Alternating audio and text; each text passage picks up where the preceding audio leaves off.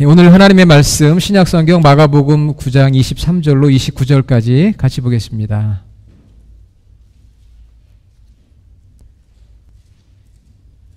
마가복음 9장 23절로 29절 69페이지.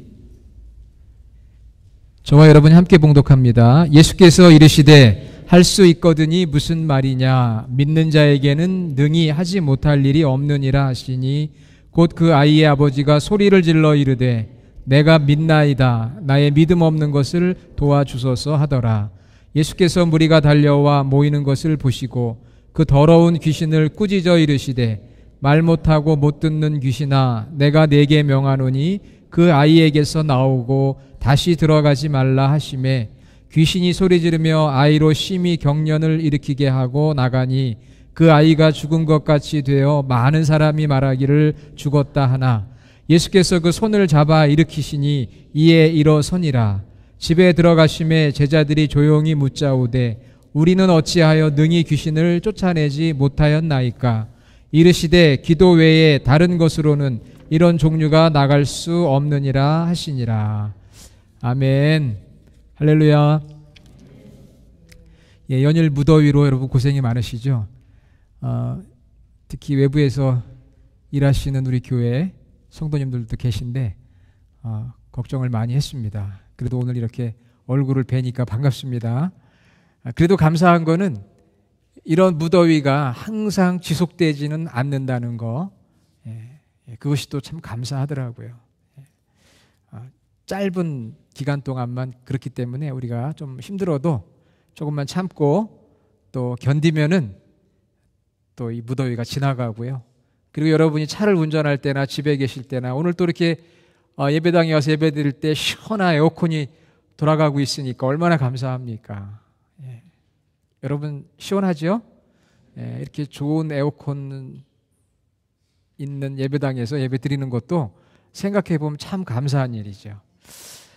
여러분 삶의 어려움과 문제가 없는 사람은 아무도 없습니다. 누구에게나 삶에는 어려움이 있고 문제들이 있어요.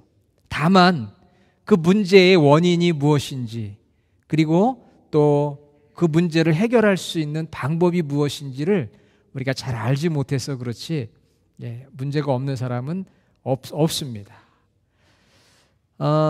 문제가 걸림돌이 되기도 하고 어떤 사람에게는 디딤돌이 되기도 해요. 미국의 아주 유명한 심리학자이며 상담가인 레리 크랩이라는 교수님이 계신데 이분은 올해 이제 74이 되셨어요. 그분이 쓰신 책 중에 유명한 책이 있습니다. 상담과 치유 공동체, Hope When You Are Hurting.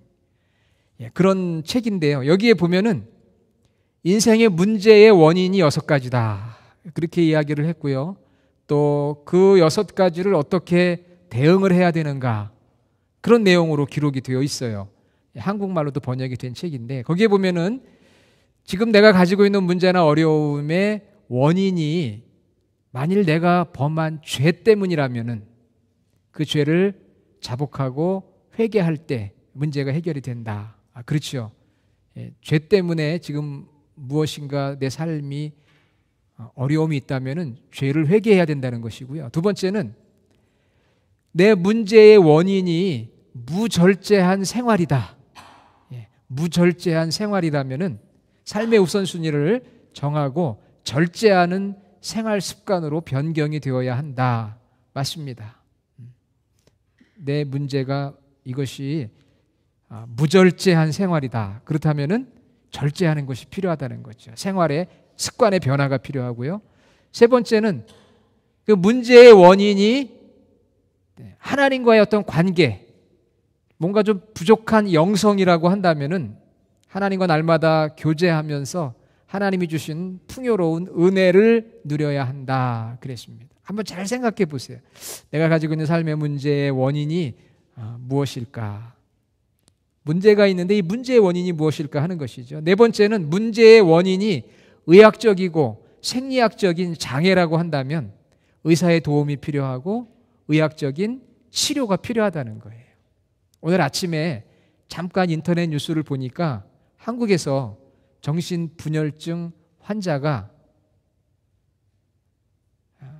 집에서 난동을 부렸어요. 경찰이 출동을 했는데 경찰 대응의 부족으로 인해서 난동 피운 이 정신분열증 환자의 칼에 목이 찔려서 경찰 한 사람이 죽었어요. 바로 한국에서 어제 일어난 사건입니다. 그런데 문제는 이 정신분열증 환자가 약을 먹어야 되는데 약을 먹지 않았다는 거예요. 다시 말하면 의학적이고 생리학적인 장애가 있어서 의사의 도움이나 의학적인 치료가 필요한데 그 도움을 거부하게 될 때 이런 큰 사건이 벌어지게 됐다는 거죠. 다섯 번째는 문제의 원인이 어떤 심리적인 문제, 어떤 내가 가지고 있는 상처라든지 내가 자라왔던 어떤 가정의 환경의 문제라든지 이럴 때는 좀 심리치료, 상담가의 도움이 필요하다는 거예요. 마지막 여섯 번째는요, 이 문제의 원인이 이게 사단의 공격이다. 사단이 나를 지배하고 있고 공격하고 있는 것이라면은 그 사단의 세력을 결박하는 기도가 필요하다. 그렇게 이야기를 했습니다. 6가지 문제의 원인과 그 치료의 방법에 대해서 말씀하고 있는데요. 오늘 저와 여러분이 읽었던 성경 본문에 보면은 문제 있는 한 가정의 이야기가 나와요. 그 가정에 어떤 문제가 있느냐 하면은요, 어려서부터 귀신 들려 고통당하는 아들이 있었습니다. 21절에 보니까 언제부터 이렇게 되었느냐? 어릴 때부터입니다. 17절에 보니까 그 증상은 말을 하지 못하고 또 거꾸러져 거품을 흘리고 이를 갈고 파리해지는 그런 상태예요. 이거 소위 말하면 간질병입니다. 어려서부터 오래된 문제였어요. 문제 해결의 기미가 잘 보이지 않았습니다. 그래서 이 아버지는 귀신 들려 그런 것입니다. 그렇게 이 문제를 봤어요. 귀신에 들렸다. 자, 이 문제의 원인이 귀신이 들린 거라면 해결할 수 있는 방법은 뭐예요? 기도하는 거지요. 왜냐하면 사단의 지배 아래에 있고 사단의 공격을 받고 있는 것이니까 이것은 하나님 앞에 기도할 수밖에 없어요. 그래서 이 아버지가 이 아들을 데리고 예수님께 나온 거예요. 예수님께 나올 수 있었다는 것이 얼마나 큰 은혜입니까? 여러분, 먼저 주님께 나아가는 거죠. 우리의 문제를 가지고 주님께 나아가는 것입니다. 그런데 그만 예수님께서 3명의 제자들 베드로와 야고보와 요한을 데리고 산에 가셨어요. 변화산, 마가복음 9장 그 앞절에 보니까 변화산에 가셨습니다. 쉽게 말하면 예수님이 잠시 휴가를 가신 거예요. 물론 휴가는 아니지만 오늘 휴가 때문에 우리 교회 못 오신 분들도 계실 거예요. 잠시 예수님이 제자들과 외출을 한 거예요. 그러니 그 아버지가 그 아들을 고치기 위해서 왔는데 예수님은 외출을 했어요. 그럼 어떻게 해야 됩니까? 돌아갈 수는 없잖아요.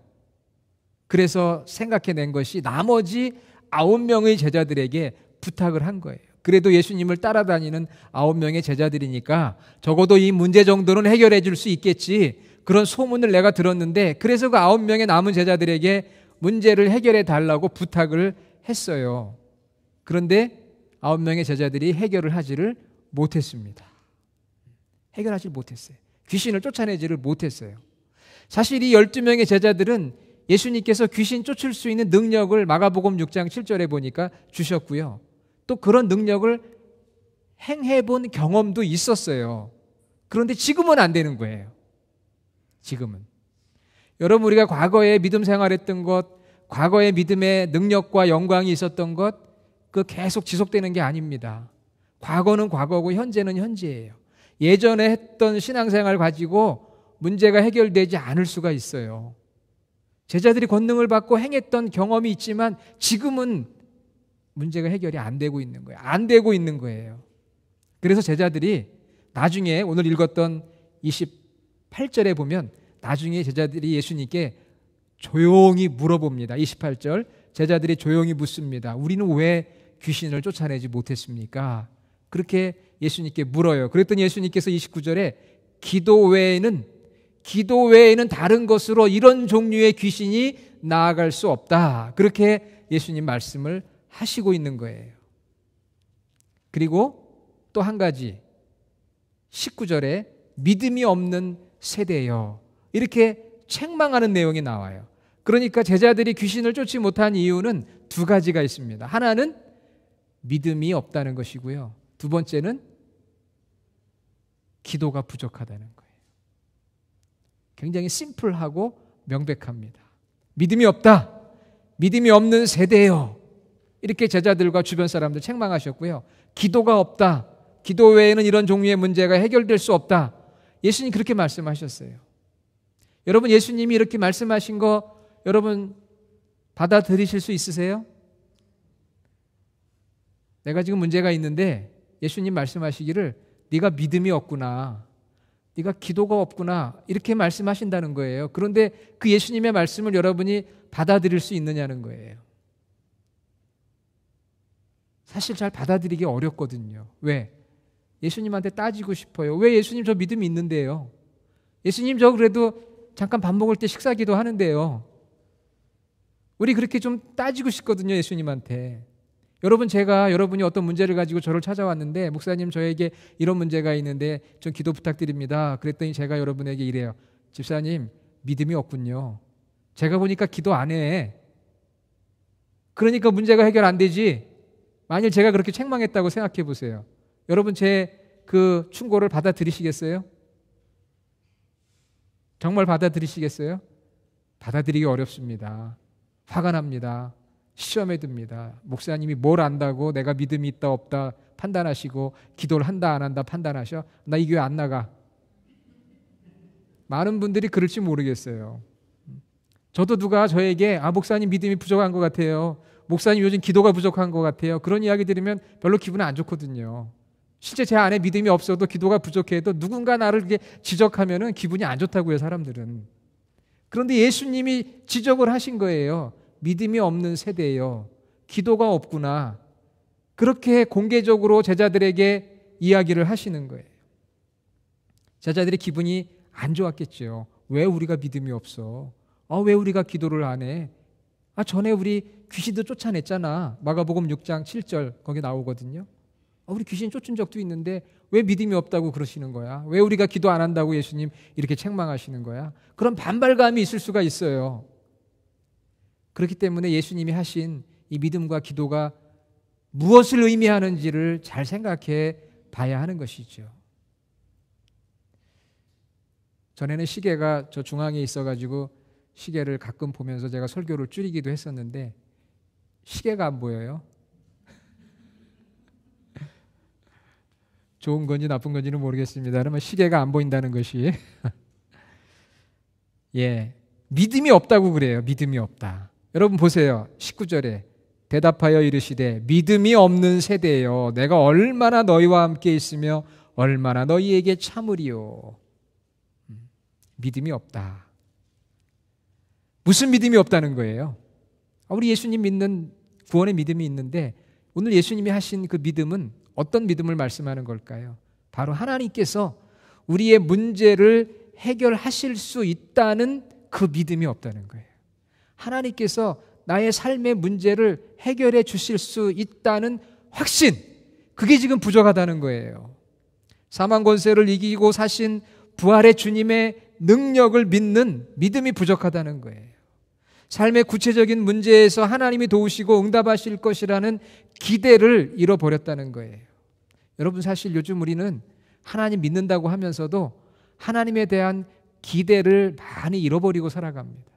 하나님과 우리 사이에 신뢰의 위기가 왔어요. 우리가 믿는다고는 하지만 정말 하나님께서 내 삶의 구체적인 정황 속에서 내 삶의 문제를 만지고 계시고 이것을 해결해 주신다라는 믿음이 부족하다는 거예요. 저는 말씀을 준비하면서 제 스스로에게 물어봤어요. 너는 하나님께서 너의 삶의 문제를 해결해 줄 수 있다는 그러한 능력이 하나님께 있다는 그 믿음이 있느냐? 어느 순간부터 나도 모르게 하나님을 믿는다고 하면서도 그런 믿음에 대한 온전한 마음이 부족해져가는 저 자신을 바라볼 때가 있습니다. 건강의 문제, 가정의 불화, 사업의 어려움, 이런 구체적인 삶 속에서 정말 하나님의 능력이 나타나기를 우리가 정말 기대하고 있는가? 언제부터인가 그런 기대감들이 점점 사라지고 있는 것이죠. 이 아이의 아버지가 예수님께 뭐라고 말씀하시냐면요, 22절에 이렇게 말씀하고 있어요. 무엇을 하실 수 있거든 우리를 불쌍히 여기사 도와주소서. 영어 성경에 보니까요, if you can do anything, if가 들어가요. 예수님한테 와가지고 예수님 만일에요, 예수님 좀 고쳐주실 수 있으면 그렇게 해주세요. 누가 고쳐줍니까? 만일 고쳐줄 수 있으면 고쳐주세요. 누가 누구에게 돈을 빌리러 갔는데요, 돈 빌리는 방법이 어떤 거예요? 무조건 주세요. 저 이거 없으면 죽습니다. 이래야 빌려주지. 만일에요, 조금 있으면은, 없으면 할 수 없고요. 있으면은 좀 주세요. 그럼 누가 줘요? 안 주지요. 그렇지 않습니까? 이 아이의 아버지가 예수님께 나오기는 했어요. 우리도 주님 앞에 오늘 나오기는 했는데, 중요한 것은 지금 내 삶의 문제에 대해서 해결해 줄 수 있는 확신을 가지고 나와야 되는데, 이 아버지는 뭐라고 얘기하냐? 만일에 하실 수만 있으면 해 주시면 좋겠습니다. 분명히 if라고 그랬어요. 그랬더니 예수님께 화가 나신 거예요. 예수님 뭐라고 화가 났습니까? 23절에 할 수 있거든이 무슨 말이냐? 믿는 자에게는 능히 하지 못할 일이 없다. 여러분 영어 성경에 보세요. If you can, 만일에 내가 할 수 있다면, 그런 말이 어디 있어? 내 돈이 있는데 네가 나를 그렇게 믿지 못하는 것 같아서 안 줄 거야. 이 얘기예요. 믿으려면 확실하게 믿고 달라고 하면 확실하게 달라고 해야지, 만일에 좀 어떻게 좀 할 수 있나요? 그랬더니 예수님이 화가 나셨어요. If you can 하고 묻습니다. 내가 도울 수 있냐고? 할 수 있거든이 무슨 말이냐? 믿는 자에게는 능히 하지 못할 일이 없다. 예수님이 이렇게 확실하게 말씀해 주신 거예요. 그랬더니 이 아버지가 그 이야기를 듣고 뭐라고 이야기를 합니까? 내가 믿습니다. 나의 믿음 없는 것을 도와주옵소서. 24절에 그렇게 말씀하고 있어요. 여러분 오늘 우리가 그런 믿음이 있는가 한번 생각해 보세요. 그런 믿음이 없으면 오늘 이 아버지처럼, 정말 제가 믿습니다. 제가 믿음 없이 여기 나왔는데 저의 믿음 없는 걸 좀 도와주세요. 솔직하게 나의 믿음 없는 걸 좀 도와주세요. 이렇게 예수님께 간구하는 거죠.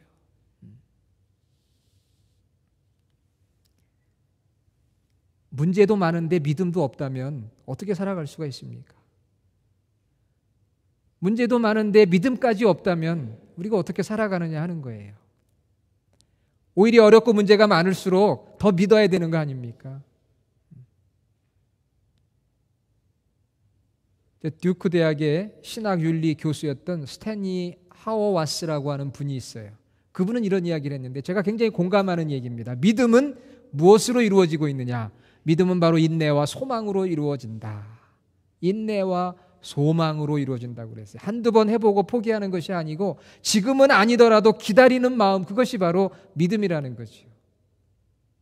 어려운 문제가 있을 때 하나님의 능력에 대한 기대감, 그런데 내 뜻대로 안 될 때가 많아요.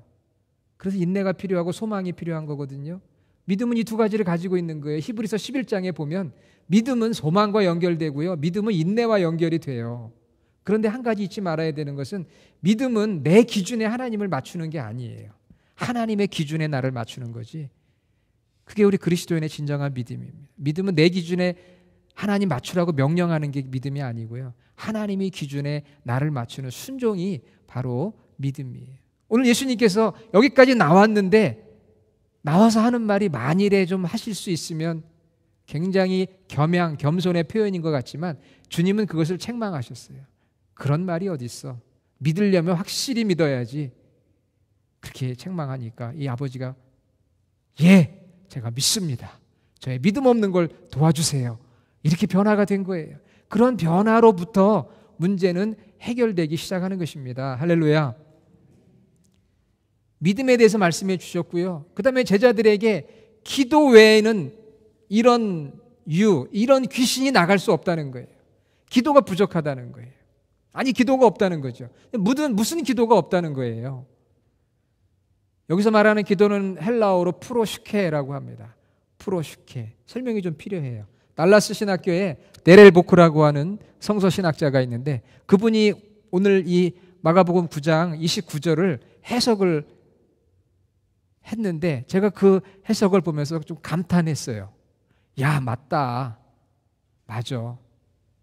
제가 왜 맞아 그랬느냐 하면은요, 우리는 그냥 예수님께서 기도 외에는 다른 이유가 없다 그랬으니까 그냥 그렇게 생각하지만, 역시 성서 신학자는 연구를 하니까요, 여기서 말하는 기도가 뭐냐 하는 거죠.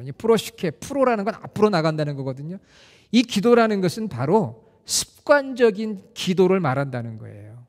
습관적인 기도. 다시 말하면 우리 습관이란 말 별로 안 좋아해요. 왜? 형식적인 그런 기도라고 생각이 들기 때문에. 그래서 좀 바꾸어 말하면 규칙적으로 하나님과 교제를 갖는 기도를 말하는 거예요. 규칙적으로 하나님과 교제를 갖는 기도. 그것이 없이는 문제가 해결될 수 없다는 거예요. 왜? 규칙적인 하나님과 교제의 기도 안에서 하나님께서 내 삶의 문제가 무엇인지를 보게 하시고 원인도 알게 해주시고 치유할 수 있는 방법도 기도 가운데서 알게 해주시기 때문에 그냥 한번 짱 하고 나타나서 기도한다고 문제가 해결되는 게 아니라 규칙적이고 습관적인 하나님과의 교제의 기도만이 우리 삶의 문제의 원인이 무엇인지를 파악하게 하고 그 문제를 해결하게끔 한다는 거예요. 왜 이런 해석을 했느냐 하면 바로 예수님의 기도가 그런 기도였다는 거예요. 왜 제자들은 문제를 해결하지 못했는데 예수님은 문제를 해결했느냐 하는 거예요. 같이 기도했는데 그 기도의 차이가 무엇이냐 하는 거예요. 그것이 바로 예수님의 규칙적인 하나님과의 교제가 있었기 때문에 예수님의 기도에 응답이 있었다는 거예요. 마가복음 오늘 9장이지만요, 1장 35절에 새벽 아직도 밝기 전에 예수께서 일어나 한적한 곳으로 가서 거기서 기도하시더니, 새벽마다 기도하셨어요. 하나님의 아들이지만 인간으로 사역을 감당하기 위해 따로 시간과 장소를 정하고 아버지의 도우심을 구했던 예수님의 습관적인 기도, 규칙적인 하나님과의 교제, 훈련된 기도, 이것이 문제를 해결할 수 있는 비밀이었다는 것이죠. 6장 46절에 무리를 작별하신 후에 기도하러 산으로 가셨다. 누가복음 22장 32절 2절에 보면 예수께서 나가사 습관을 따라, 습관이란 말이 등장해요. 거기에 드디어 겟세마네 동산에 갈 때 성경은 말하고 있습니다. 습관을 따라 기도하던 대로 규칙적으로 기도의 훈련이 있었던 예수님이에요. 그렇기 때문에 예수님에게서 문제 해결할 수 있는 지혜와 능력이 있게 되었던 것이죠. 그런데 제자들은 어땠습니까? 겟세마네 동산에서 예수님이 책망하셨잖아요. 시몬아, 자느냐? 내가 1시간도 깨어있을 수 없더냐? 그러니까 제자들을 보니까요, 제자들은 습관적이고 규칙적인 기도의 삶이 없었다는 것을 겟세마네 동산의 사건을 통해서 파악할 수가 있어요. 예수님이 말씀하신 기도가 없다, 이것은요, 한번 기도하는 것을 말하는 게 아니라요, 하나님과 규칙적이고 습관적이고 훈련적인 기도 생활 없이는 삶의 문제를 해결할 수도 없고 하나님의 능력을, 하나님의 지혜를 체험할 수도 없다. 우리의 지혜와 우리의 학식으로 문제 해결할 수 있어요. 그런데 정말 하나님이 원하시는 것은 규칙적인 습관적인 하나님과 우리의 기도가 있어야 한다는 것을 말하고 있는 거예요. 일회성이 아니라는 거예요. 오늘 설교 제목이 뭐죠? 양손의 기도. 양손이라는 것은 two hands, 두 손의 기도, 두 손의 기도라는 그런 의미를 가지고 있어요. 제가 3주 전에 잠깐 이렇게 좀 손목을 다쳤는데, 그러다 보니까 양손을 못 써요. 한 손만 쓰거든요. 한 손만 쓰니까 불편하더라고요. 능력이 안 나타나요. 무슨 말이냐면은 물건 하나를 집으려도 못 집어요. 들으려고 해도 예전에는 버쩍버쩍 들었거든요. 근데 못 들어요. 힘이 안 들어가는 거예요. 들을 수가 없는 거예요, 한 손으로는. 그래서 제가 하나 깨달은 진리가 뭐냐? 양손을 써야 되는구나. 우리가 양손을 쓸 때는 그 소중함을 몰라요. 그런데 한 손에 조금 문제가 생기면 이 양손이라는 게 이렇게 균형이 있어야 된다는 게 이렇게 중요하구나. 이 밸런스라고 하는 게 이렇게 중요하구나. 양쪽으로 붙들어야 되는구나. 제가 그 진리를 깨달으면서 오늘 설교 제목을 양손의 기도라고 그랬어요. 이런 설교 제목은 전 세계 전무후무한 제목이에요. 양손의 기도. 이건 제가 깨달은 진리인데, 그래서 제가 오늘 예수님의 말씀을 보면서 우리가 하나님 앞에 기도할 때 어떻게 기도하나요? 그냥 편하게 기도하지만 그래도 우리 전통적인 기도의 방법은 이렇게 손을 모아서 기도하잖아요. 눈을 감습니다. 왜 두 손을 모으고 눈을 감을까요? 그것은 우리 마음을 모으고 집중한다는 의미예요. 무슨 다른 뭐 영적인 대단한 의미가 있는 게 아니라 집중하고 마음을 모으기 위해서 가장 정말 하나님 앞에 집중할 수 있는 자세가 이 양손을 깍지를 끼거나 두 손을 모으는 거거든요. 그런데 오늘 제가 이 두 손에 의미를 부여하고 싶은 거예요. 어떤 의미를 부여하고 싶으냐? 한 손에는 믿음. 예수님 말씀하셨잖아요. 믿음이 없는 세대예요. 할 수 있거든이 무슨 말이냐? 믿는 자에게는 능치 못할 일이 없느니라 라고 하는 하나님, 내 삶의 문제를 해결해 주실 수 있는 능력이 있으신 하나님, 주님이라고 하는 그 믿음, 믿음의 한 손. 한번 왼손 들어보세요. 믿음의 한 손. 따라하라고는 안 했는데 이 믿음의 손이에요. 믿음의 손. 자, 또 이 한 손은 무슨 손일까요? 그러면 하나님과의 규칙적인 교제의 손, 습관적인 기도.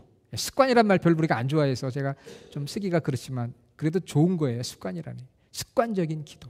그러니까 우리가 하나님 앞에 두 손을 모은다고 할 때 양손의 기도가 필요한 것은 하나는 믿음이 필요한 거예요. 또 하나는 기도가 필요한데 그 기도가 어떤 기도냐? 하나님과 내가 규칙적으로 습관적으로 만나는 그 교제의 기도. 그러니까 믿음의 기도, 교제의 기도. 이것이 만나져서 하나님 앞에 나아갈 때 거기서 하나님께서 우리에게 지혜를 주시고요. 또 능력을 주세요. 그것이 우리 삶의 문제를 해결하게 합니다. 저는 그래서 레리 크랩 교수님이 6가지로 분석을 했는데 우리가 믿음을 가지고 하나님과의 규칙적인 교제를 하면서 두 손을 모아 하나님 앞에 기도한다고 할 때 하나님께서 어떤 때 나의 죄를 깨닫게 해주시지 않겠어요? 나의 교만했던 마음들을 무너뜨려 주시지 않겠습니까? 그때 우리가 자복하고 회개할 수 있는 것이고요.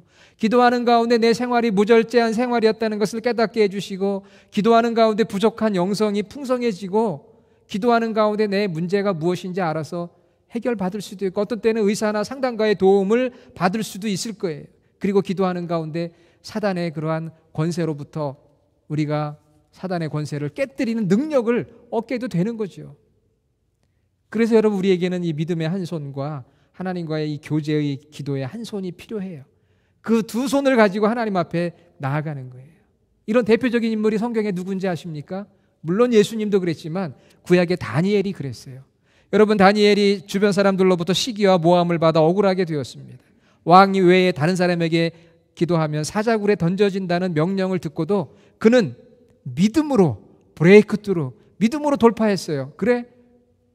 나는 믿음으로 감당하리라. 오히려 다니엘서 6장 10절에 보면 하루에 3번 하나님께 문을 열어놓고 기도를 합니다. 뭐라고 이야기합니까? 전에 하던 대로 그랬어요. 습관대로, 훈련받은 대로 하나님과 시간을 가져 기도했습니다. 다니엘은 양손 기도의 모범적인 사람이에요. 하나는 믿음이에요. 사자굴에 던져져도 하나님이 나를 구원해 주실 것이라는 그 믿음의 손과, 또 하나는 하나님과의 규칙적인 기도, 전에 하던 대로 하루에 3번씩 그 교제의 기도로 다니엘이 나갔을 때 사자굴에 던져졌지만 아무런 상처도 받지 않고 하나님의 도우심을 얻어 하나님 앞에 구원을 받게 되었다고 하는 것이지요. 사랑하는 여러분, 오늘 우리에게 여러 가지 삶의 어려운 문제들이 많이 있을 것입니다. 저도 마찬가지예요. 그러나 그 문제를 브레이크트루 해결할 수 있는 방법은 바로 오늘 예수님이 사람들에게 공개적으로 제자들에게 조용히 가르쳐 주신 그 믿음과 기도예요. 하나는 믿음. 그리고 이 기도는 그냥 밥 먹을 때 기도하는 그런 기도가 아니라 바로 하나님과의 규칙적이고 습관적이고 훈련된 기도의 삶, 그것이 모아져서 하나님 앞에 나아갈 때 하나님께서 우리 삶의 문제의 원인이 무엇인가를 알려주시기도 하시고 해결해 주시기도 하시는 그러한 복된 삶이 될 줄로 믿습니다. 기도하겠습니다. 아버지 하나님, 감사합니다. 오늘 이 아침에 하나님께서 말씀을 통해 양손의 기도를 하라 하십니다. 믿음이 없나이다. 나의 믿음 없음을 도와주소서. 그 아버지의 마음, 규칙적인 기도를 하지 못하고 잠들어 있었던 제자들의 그 안타까운 모습을 우리가 보게 됩니다. 오늘 주님의 교회에 속한 모든 성도들이 하나님에 대한 신뢰를 회복하고 잃어버렸던 기대감을 다시 찾고 할 수 있거든이 무슨 말이냐? 믿는 자에게는 능히 하지 못할 일이 없다는 주님의 음성을 마음에 받아들이면서 주님, 내가 믿습니다. 그 믿음으로 그리고 날마다 하나님과의 교제의 시간을 넓혀가며 하나님과 규칙적이고 습관적이고 훈련적인 기도의 삶으로 나아가는 저희 모든 성도들이 되게 하여 주시옵소서. 예수님의 이름으로 기도드립니다. 아멘.